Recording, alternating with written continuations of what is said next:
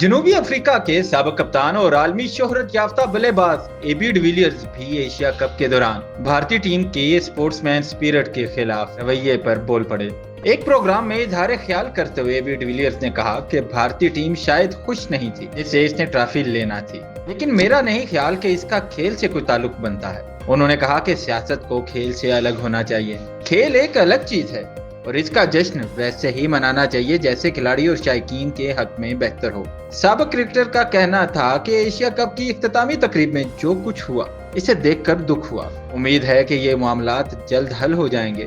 اس صورتحال نے کھیل اور کھلاڑیوں دونوں کو مشکل میں ڈال دیا اور یہ سب دیکھنا مجھے بالکل اچھا نہیں لگا۔ AB ڈیویلیئرز نے واضح کیا کہ خطے کی سیاست کو کھیل کے میدان سے الگ رکھنا ناگزیر ہے، کیونکہ کھیل خوشی اور اتحاد کی علامت ہے، نہ کہ تنازع اور تقسیم کی۔